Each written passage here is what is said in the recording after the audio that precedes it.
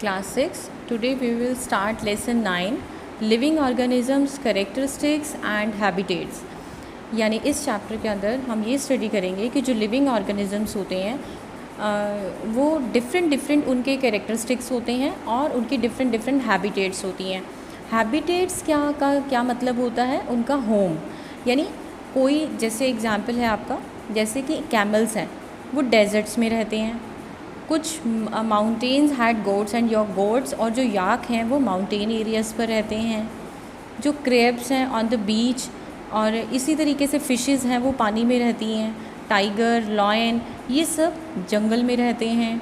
तो हर किसी का अपनी अलग अलग हैबिटेट्स होती हैं, अलग अलग हैबिटेट्स होती हैं, अडेप्टेशंस होती हैं, कैरेक्टरिस्टिक्स हैं उनके. तो उनके बेसिस पर अब हम इस चैप्टर के अंदर स्टडी करेंगे हैबिटेट एंड अडेप्टेशंस. अब जैसे कुछ ऐसे एनिमल्स हैं जो कि इक्वेटिक हैं. इक्वेटिक मीन्स जो पानी में रहते हैं. अब पानी में रहते हैं तो पानी में ऐसी कौन सी चीज़ है जिसकी वजह से वो अपना उसमें सर्वाइव कर सकते हैं? क्या हम लोग पानी में सर्वाइव कर सकते हैं? नहीं कर सकते हैं. तो इसी तरीके से कुछ एनिमल्स की अडेप्टेशंस ऐसी होती हैं, ऐसे उनकी बॉडी के कैरेक्टरिस्टिक्स होते हैं जिससे कि वो पानी में भी रह सकते हैं. In the sea, plants and animals are surrounded by saline water. Most of them use the air dissolved in water. सी के अंदर जो प्लांट्स हैं, जो एनिमल्स हैं, वो कैसे सराउंडेड है? सलाइन वाटर से, यानी ऐसा नमक वाला पानी होता है, और उसी में से मोस्ट ऑफ जो प्लांट्स और एनिमल्स हैं वो एयर पानी के अंदर डिज़ोल्व होती है, उसी एयर को लेकर वो ज़िंदा रहते हैं. अब कुछ ऐसे एनिमल्स हैं जैसे सी और डेजर्ट, वो डिफरेंट सराउंडिंग्स होती हैं. एक तो सी वाले एनिमल्स डेजर्ट में नहीं रह सकते, जो डेजर्ट वाले हैं वो सी में नहीं रह सकते हैं. तो डिफरेंट सराउंडिंग्स होने की वजह से different kind of plants and animals जो हैं वो अलग अलग रीजन्स में रहते हैं.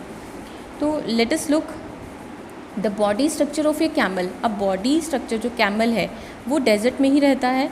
तो क्यों रहता है वो? क्योंकि बॉडी स्ट्रक्चर जो कैमल का है वो helps it to survive in desert conditions, क्योंकि उसका बॉडी स्ट्रक्चर इस तरीके से बना होता है कि वो डेजर्ट कंडीशंस को सर्वाइव कर सकता है. क्या क्या कैरेक्टरिस्टिक्स होते हैं उसकी बॉडी में? लॉन्ग लेग्स होती हैं. लॉन्ग लेग्स होने की वजह से जो उसकी वहाँ पर इतनी हीट होती है सैंड के अंदर, वहाँ पर रेत ही रेत होती है. तो रेत के अंदर बहुत ज़्यादा रेत के अंदर बहुत ज़्यादा हीट होती है. तो वो हीट को इतनी लॉन्ग लेग्स होने की वजह से हीट जो है उसकी बॉडी तक नहीं पहुंच पाती और वो सर्वाइव कर सकता है. और दे excrete small amount of urine, और ये यूरिन भी बहुत कम पास करता है. इसका डंग ड्राई होता है, इसको पसीना नहीं आता है. और जो कैमल्स होता है वेरी लिटिल वाटर को लूज़ करता है अपनी बॉडी से. इस वजह से वो पानी के बिना भी बहुत सारे दिन जो है वो रह सकता है. और इसी तरीके से फ़िशेज़ हैं. अब फ़िशेज़ हैं, बहुत सारी फ़िशेज़ होती हैं. अब all shown have the stream. आपने जितनी भी फ़िशेज़ को देखा है ऑलमोस्ट सबकी कौन सी शेप होती है? स्ट्रीमलाइन शेप होती है. ये स्ट्रीमलाइन शेप क्या हेल्प करती है? अब इसका भी बॉडी स्ट्रक्चर ही है जो उसको पानी में, सी में स्विम करने में हेल्प करता है. This shape helps them move inside water. यही शेप जो उसको पानी के अंदर मूव करने में हेल्प करती है. फ़िश है स्लीपरी स्केल्स. फ़िश की बॉडी के ऊपर स्लीपरी स्केल्स होते हैं, और यही स्केल्स जो होते हैं वो फ़िश को प्रोटेक्ट करते हैं और उनकी पानी के अंदर जो मूवमेंट होते हैं उसको बहुत इजी बना देते हैं. और फ़िश के अंदर फिन्स और टेल्स होते हैं जो उनकी डायरेक्शंस को चेंज करने में हेल्प करती हैं. और गिल्स प्रेजेंट होते हैं इसकी बॉडी के ऊपर, जो पानी के अंदर जो ऑक्सीजन डिज़ोल्व होती है उसमें भी वो उसको हेल्प करती है, लेने में हेल्प करती है. अब फीचर्स ऑफ फ़िश, और इसी तरीके से कैमल जो है वो डेजर्ट के अंदर उनके बॉडी के कैरेक्टरिस्टिक्स होने की वजह से ही इनके रीजन्स, इनके रहने की जगह जो है, इनकी हैबिटेट्स जो होती हैं वो अलग अलग होती हैं. तो ओवरऑल हमारे पास एक वर्ड आता है दैट इज़ अडेप्टेशन. तो अडेप्टेशन का क्या मतलब होता है? The presence of the specific features और certain habits which enable an organisms to live naturally in a place. यानी अगर किसी किसी घर के या किसी जगह का, किसी प्लेस का इस तरीके से उस जगह में ऐसे फीचर्स होते हैं जो उन ऑर्गेनिजम्स को नेचुरली उसी प्लेस में रहने के लिए अनेबल करते हैं, तो this is called an adaptation. और ऐसा प्लेस जहाँ पर वो ऑर्गेनिजम्स रहते हैं इज़ कॉल्ड इट्स हैबिटेट। वो उसका क्या होता है, ऑर्गेनिज्म का हैबिटेट होता है, यानी उस ऑर्गेनिज्म का घर होता है। हैबिटेट का मीनिंग घर। वहीं से ही उसको फूड, वाटर, एयर, शेल्टर और जो भी उसकी ज़रूरत की चीज़ें होती हैं उस ऑर्गेनिज्म को, वो वहीं से ही मिल जाती हैं। अब आप इसी तरीके से आपकी कुछ हैबिटेट्स होती हैं, जैसे कि टेरेस्ट्रियल हैबिटेट्स होती हैं और एक्वेटिक हैबिटेट्स होती हैं। टेरेस्ट्रियल का मतलब होता है लैंड, यानी जो प्लांट्स और एनिमल्स लैंड पर रहते हैं उन्हें हम टेरेस्ट्रियल हैबिटेट्स के अंडर मानते हैं। टेरेस्ट्रियल हैबिटेट्स में कौन कौन सी चीज़ें आती हैं? Forest, grasslands, desert, coastal, mountain regions, ये सारे के सारे टेरेस्ट्रियल हैबिटेट्स में आते हैं। इसी के साथ कुछ ऐसे भी होते हैं जो पानी में रहते हैं, तो उनको हम बोलते हैं एक्वेटिक हैबिटेट्स, यानी ऐसे प्लांट्स और animals that live in water और कॉल्ड द एक्वेटिक हैबिटेट्स। इसके अंदर आपकी लेक्स हैं, रिवर्स आ जाते हैं, ओशियंस आ जाती हैं, वो सब एक्वेटिक हैबिटेट के अंदर आते हैं। अब कुछ ऐसे ऑर्गेनिजम्स होते हैं जो दोनों में ही रहते हैं और वो उन हैबिटेट्स को हम क्या बोलते हैं? बायोटिक कंपोनेंट्स के अंदर बोलते हैं। The organisms both plants and animals living in a habitat are its biotic components. ऐसे ऑर्गेनिज्म जो बोथ प्लांट्स और एनिमल्स जो हैं वो living in a habitat are its biotic components. और नॉन लिविंग थिंग्स होती हैं जैसे कि रॉक्स हैं, सॉयल, एयर, वाटर, ये क्या है? इनहैबिटेड कॉन्स्टिट्यूएंट्स के, इनको हम बोलते हैं अबायोटिक कंपोनेंट्स। यानी जो लिविंग ऑर्गेनिजम्स होते हैं वो बायोटिक कंपोनेंट्स के अंदर आते हैं और जो नॉन लिविंग थिंग्स होती हैं वो अबायोटिक के अंदर आते हैं। इसी तरीके से अब कुछ प्लांट्स हैं वो ग्रो करते हैं सीड्स की हेल्प से। अब कैसे सीड्स, कैसे, ये आपको एक्टिविटी दी हुई है और इस एक्टिविटी में आपने चैप्टर 1 के अंदर हमने स्प्राउट्स के बारे में बात की थी। स्प्राउटिंग क्या होती है, मूंग दाल और चना, मूंग दाल होती है और चना, इनके सीड्स के अंदर हम स्प्राउट्स निकालते हैं, तो वो सब आपने उसके अंदर चैप्टर 1 में मैंने आपको स्टडी करवाया था। When the seed turned into A sprout, जब एक सीड स्प्राउट्स में टर्न हो जाता है तो हम उस को हम क्या बोलते हैं कि वो जर्मिनेटिंग सीड है, यानी वो जर्मिनेट हुआ है। और हम कैसे जर्मिनेशन किस तरीके से कर सकते हैं? लेट कलेक्ट सम ड्राई मूंग सीड्स, इस तरीके से हम ड्राई मूंग सीड्स इकट्ठा करते हैं, उसको 20-30 सीड्स होंगे असाइड और उनको पूरा दिन पानी में भिगो कर रखते हैं। अब जितना भी पार्ट आपने जो पार्ट सोक किया हुआ था, यानी जो आपने पानी में डिप किया हुआ था, उसके हम 4 पार्ट्स कर लेते हैं। 1 पार्ट को कम्प्लीटली पानी के अंदर 3-4 दिन के लिए हम डिप करेंगे और उसको डिस्टर्ब नहीं करेंगे बिल्कुल भी।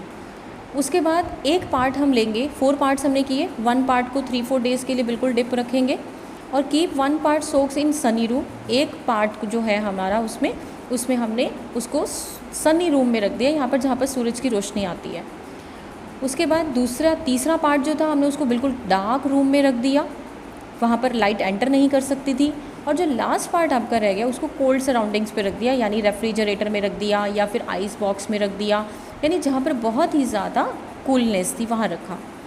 And rinse them and replace the water every day. इन चारों जगहों पर जब हमने रखा तो उसके बीच बीच में हम उनके पानी को बदलते रहते हैं, उनको पहले अच्छे से वॉश करेंगे, फिर उनको पानी के बदलते रहते हैं। अब कुछ दिनों के बाद आप नोटिस करेंगे उसके अंदर से सीड्स जर्मिनेट होना स्टार्ट हो जाते हैं। अब आप ये नोटिस करेंगे कि किसके अंदर सीड जर्मिनेट हो रहे हैं और किसके अंदर नहीं हो रहे हैं। तो सीड्स तो बेटे उन्हीं चीज़ों में जर्मिनेट होंगे जहाँ पर ह्यूमिडिटी होगी, मॉइस्चर होगा और फिर थोड़ा सा मॉइस्चर और टेम्परेचर हाई होगा, तो उन्हीं में ही सीड्स जर्मिनेट होंगे। इसका मतलब हमने जो अबायोटिक फैक्टर्स हैं अब उनको भी किस चीज़ की ज़रूरत हुई? एयर की भी हुई, वाटर की भी मिली, लाइट की भी ज़रूरत है और हीट की भी ज़रूरत है।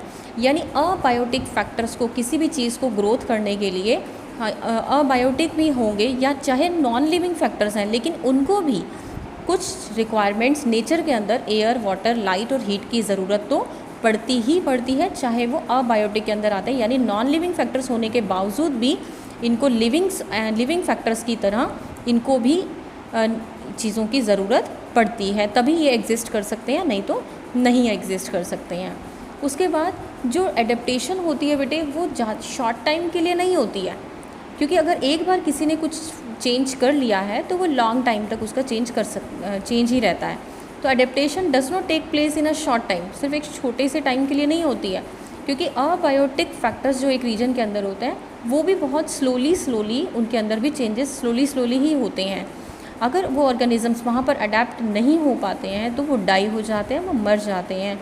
ओनली जो अडेप्टेशंस को एक्वायर कर लेते हैं, जो इसके कैपेबल होते हैं, वही वहाँ पर सर्वाइव कर सकते हैं, नहीं तो नहीं कर सकते। हम डेजर्ट में सर्वाइव कर सकते हैं? नहीं कर सकते। हम पानी में सर्वाइव कर सकते हैं? नहीं कर सकते, क्योंकि हमारी हैबिटेट वो नहीं है। इसी तरीके से अब आगे हम चलते हैं सम टेरेस्ट्रियल हैबिटेट्स के बारे में। सम टेरेस्ट्रियल हैबिटेट्स कौन से हैं? जो लैंड पर रहते हैं, जैसे कि डेजर्ट है। अब ये डेजर्ट लैंड है, लैंड टेरेस्ट्रियल हैबिटेट है। अब इसके अंदर यहाँ पर कौन कौन रहता है? कैमल्स रहते हैं और भी बहुत सारे प्लांट्स भी रहते हैं, जैसे कि कैक्टस है। कैक्टस स्पाइंस होती हैं इसके ऊपर, कांटे होते हैं इसके ऊपर। तो ये भी, इसकी भी अलग अलग अडेप्टेशंस होती हैं जिनकी वजह से ये सर्वाइव कर सकते हैं वहाँ पर। ये एनिमल्स देखिए आप, ये किस तरीके से बिलों में घुसे हुए हैं। दिन के टाइम बहुत गर्मी होती है, गर्मी होने की वजह से डेजर्ट में ये अपने बिलों में चले जाते हैं, और रात को थोड़ी बहुत कूलनेस होती है तो ये बाहर आ जाते हैं। तो इस तरीके से ये अपनी बॉडी के अकॉर्डिंग अपने आप को वहाँ पर अडेप्ट कर लेते हैं, और अगर ये अडेप्ट नहीं कर पाएंगे तो ये मर जाएंगे। इसी तरीके से जैसे रैट्स और स्नेक्स हैं, रैट्स हैं, स्नेक्स हैं। अब इनकी इतनी लॉन्ग लेग्स तो नहीं होती हैं कैमल की तरह, क्योंकि कैमल की इतनी लंबी लेग्स होती हैं कि वो सर्वाइव कर सकता है, जो सैंड की हीट होती है उसको वो एडजस्ट कर सकता है। लेकिन रैट और स्नेक्स की तो होती ही नहीं है, तो वो क्या करते हैं, इसी तरीके से बुरोज़ में चले जाते हैं, छेद में, होल्स में चले जाते हैं मिट्टी के अंदर, और फिर तब बाहर निकलते हैं, रात को बाहर निकलते हैं जब थोड़ी सी कूलनेस होती है। इसी तरीके से ये जो कैक्टस प्लांट है, अब डेजर्ट प्लांट जो होते हैं loss very little water through transpiration. अब ट्रांसपीरेशन भी आपने प्रीवियस चैप्टर्स में स्टडी किया हुआ है, लॉस ऑफ वाटर। जब हम एक 7 चैप्टर में हमने किया था कि अगर प्लांट को अगर हम एक पॉलीथीन बैग में, ट्रांसपेरेंट पॉलीथीन बैग में उसको बंद कर देंगे, तो आप कुछ टाइम के बाद देखोगे उसके अंदर, पॉलीथीन के अंदर वाटर ड्रॉपलेट्स आपको दिखाई देना शुरू हो जाएंगी। तो वो प्रोसेस क्या होता है? ट्रांसपीरेशन होता है, that is loss of water. अब डेजर्ट प्लांट्स जो है वो बहुत बहुत कम पानी जो है वो लॉस करते हैं, यानी इसके अंदर जो ट्रांसपीरेशन प्रोसेस होता है बहुत कम होता है। तो इनकी लीव्स कैसी होती हैं? या तो होती ही नहीं है इनके अंदर, डेजर्ट प्लांट्स के अंदर, और अगर होती हैं तो बहुत छोटी छोटी होती हैं, और वो किस फॉर्म में होती हैं? स्पाइंस की फॉर्म में। स्पाइंस मीन्स कांटों की फॉर्म में होती हैं, और यही जो होता है यही ट्रांसपीरेशन प्रोसेस को कम करने में हेल्प करती हैं। यही स्पाइंस ही होते हैं जो ट्रांसपीरेशन प्रोसेस को कम करती हैं। और ये जो लीफ लाइफ स्ट्रक्चर आप ये कैक्टस प्लांट में देख रहे हो, इस कैक्टस प्लांट के अंदर यही जो है वो स्टेम का है। This is the leaf life structure you see in this figure, it is its stem. ये इसकी क्या होती हैं? स्टेम्स होती हैं। और जो फोटोसिंथेसिस प्रोसेस होता है इन प्लांट्स के अंदर वो भी स्टेम्स के थ्रू ही होता है। उसके बाद the stem is also covered, और ये एक थिक वैक्सी लेयर से कवर्ड हुई होती हैं जो कि पानी को रिटेन करने में हेल्प करती है। उसके बाद जितने भी मोस्टली जो डेजर्ट प्लांट्स होते हैं इनके roots go very deep into the soil, मिट्टी के अंदर बहुत नीचे तक दबे हुए होते हैं, जिससे कि ये पानी को एब्जॉर्ब करते रहते हैं। उसके बाद आता है mountain regions. Mountain regions normally क्या होते हैं? बहुत ज़्यादा कोल्ड और विंडी होते हैं, बहुत ज़्यादा इन पर ठंड होती है और बहुत ठंडी हवाएं भी चल रही होती हैं। और कुछ एरियाज़ ऐसे होते हैं जहाँ पर ठंड में ही, विंटर्स में ही स्नोफॉल हो रही होती है। तो यहाँ पर भी बहुत सारे प्लांट्स और एनिमल्स जो हैं वो सर्वाइव कर सकते हैं। कौन कौन से प्लांट्स हैं यहाँ पर? यहाँ पर प्लांट्स के कुछ अलग अडेप्टेशंस होते हैं, बहुत अलग फीचर्स होते हैं जिसकी वजह से ये सर्वाइव कर सकते हैं। ये देखिए, ये कोन शेप है, ये कोन शेप फिगर होती है यहाँ पर। अब ये इन्हीं कोन शेप फिगर होने की वजह से, इनकी स्लोपिंग ब्रांचेस होने की वजह से जो बर्फ़ है इनके ऊपर जब वो गिरती है तो वो फिसल कर नीचे गिर जाती है, जिसकी वजह से इनको कोई भी हार्मफुल इफ़ेक्ट उसका नहीं होता और ये सर्वाइव कर सकते हैं। तो trees are normally corn shaped होते हैं और स्लोपिंग ब्रांचेस होती हैं। इनकी जो लीव्स होती हैं वो निडल लाइक होती हैं, बिल्कुल निडल लाइक, जैसे निडल चुभती है इस तरीके से इनकी जो लीव्स होती हैं वो भी निडल लाइक ही होती हैं। और ये निडल लाइक लीव्स जो होती हैं ये रेन वाटर को और स्नो को स्लाइड ऑफ ईजिली, ये बहुत ईजिली स्लाइड ऑफ कर देती हैं, जल्दी से नीचे गिरा देती हैं, और इसी शेप की वजह से ये यहाँ पर एग्जिस्ट कर सकते हैं। उसके बाद जैसे कि ये आपका ये एनिमल दिखाया हुआ है, दैट इज़ लियोपार्ड, और ये सब एनिमल्स हैं। अब इनके अंदर क्या होता है, इनकी कैसी कंडीशंस होती है? इनकी इतनी थिन स्किन, थिक, बहुत मोटी स्किन होती है, बहुत मोटी फर होती है इसके ऊपर जो इसको ठंड से बचाती है। जैसे याक है, ये याक आपको दिखा रखा है, ये टाइगर, ये पोलर बियर हम जिसे बोलते हैं, ये पोलर बियर है आपका, ये लियोपार्ड है। तो इस तरीके से ये इनकी बॉडी के नीचे इस तरीके से इनकी फ़र बनी हुई होती है। लियोपार्ड की तो थिक फ़र होती है under its body including fit और टोज़। फिट और टोज़ के बीच में भी इसकी इसी तरीके से थिक फ़र होती है, जिसकी वजह से ये यहाँ पर सर्वाइव कर सकता है और यही इसको ठंड से, बर्फ़ से बचाते हैं। और माउंटेन गोट जो होती है वो भी उसकी भी बहुत स्ट्रॉन्ग हूव्स होते हैं। स्ट्रॉन्ग हूव्स का मतलब होता है इनकी शेप इस तरीके से बनी होती है कि ये ग्रिपिंग ईजिली कर सकते हैं, यानी इनके जो पैर हैं वो बर्फ़ में धंसते नहीं हैं, दबते नहीं हैं और वो ईज़िली जो है वो आराम से पहाड़ों पे, माउंटेन्स जो बर्फ़ वाले स्नो माउंटेन्स होते हैं उनके ऊपर आराम से चल सकते हैं। और जैसे जैसे हम माउंटेन्स के रीजन्स के और ऊपर जाते हैं और हाइट पर जाते हैं, वहाँ की सराउंडिंग्स और ज़्यादा बदल जाती हैं, वहाँ पर भी सराउंडिंग्स चेंज हो जाती हैं और वहाँ पर भी डिफरेंट काइंड ऑफ एडेप्टेशंस के और डिफरेंट हाइट होने, अलग अलग हाइट्स पर और डिफरेंट एडेप्टेशंस में देखने वाले, हमें और भी अलग अलग फीचर्स में दिखने वाले वहाँ पर बहुत सारे और प्लांट्स और एनिमल्स होते हैं। उसके बाद आते हैं ग्रासलैंड्स के बारे में। ग्रासलैंड्स क्या है? एक लॉयन है, वो कहाँ पे रहता है? फॉरेस्ट में रहता है, ग्रासलैंड में रहता है और एक सबसे ज़्यादा स्ट्रॉन्ग एनिमल होता है। ये क्या करता है? हंट करता है, यानी शिकार करता है और बहुत सारे एनिमल्स को मारता है, जैसे कि डियर को। और ये बहुत लाइट ब्राउन इन कलर होता है, लाइट ब्राउन कलर का होता है। और जो लॉयंस होती हैं, लॉयंस हैं, they have very long clause in their front legs.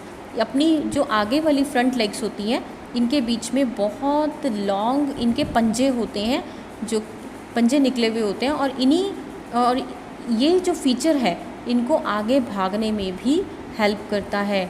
किस तरीके से ये प्रे को पकड़ते हैं?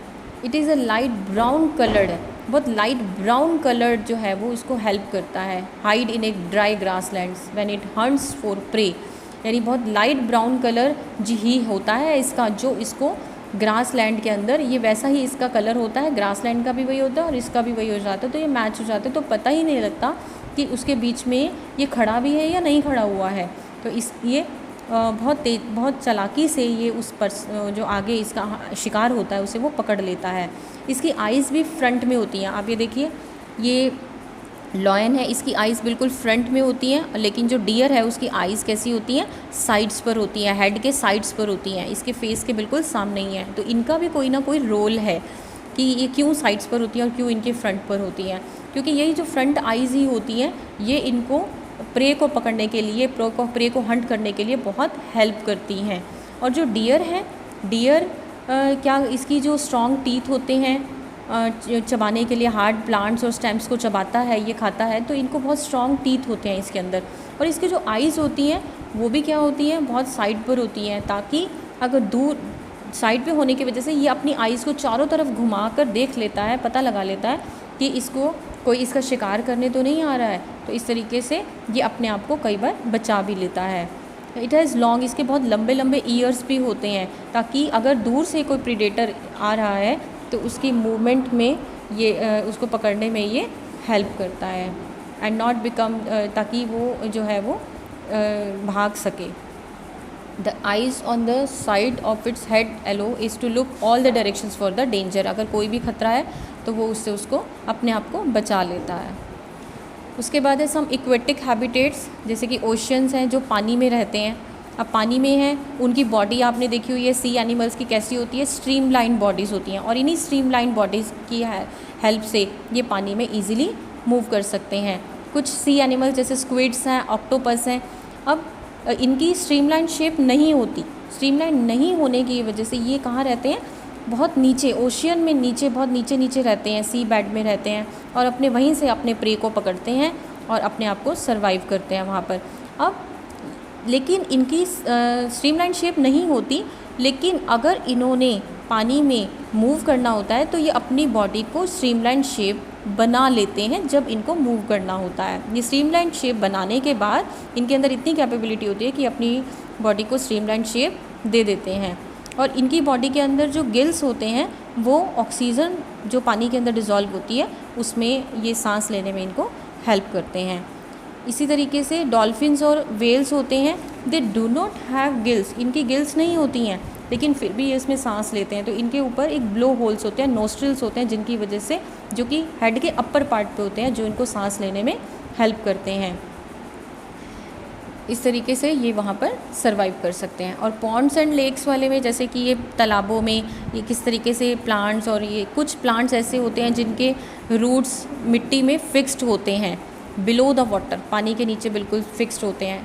ऐसे in terrestrial plants roots normally play very important role in the absorption of nutrients. पानी से वो क्या रोल प्ले करते हैं, न्यूट्रिएंट्स को एब्जॉर्ब करते हैं, वाटर मिट्टी से लेते हैं।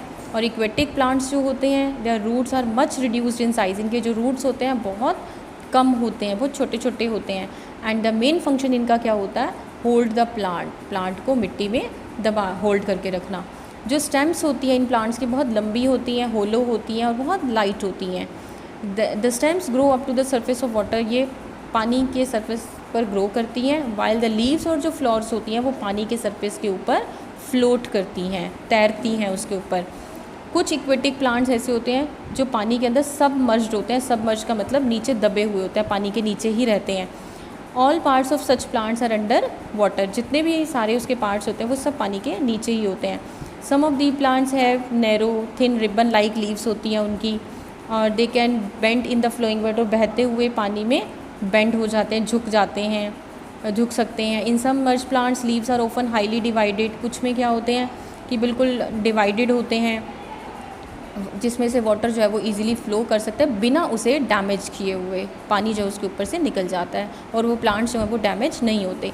इस तरीके से फ्रॉग्स हैं वो पोन्ड्स में रहते हैं। फ्रॉग दोनों जगह पर रह सकते हैं, ये एम्फीबियंस होते हैं, पानी में भी रह सकते हैं और लैंड पे भी रह सकते हैं। इनके एक स्ट्रॉन्ग बैक लेग्स होती हैं जो इसको लिपिंग का मतलब होता है उछलना, जो उसको उछलने में हेल्प करती हैं और ताकि वो अपने प्रे को कैच कर सके, पकड़ सके। और उनके गद्देदार फिट होते हैं, वेब्ड फिट होते हैं जो इसको स्विम करने में हेल्प करते हैं।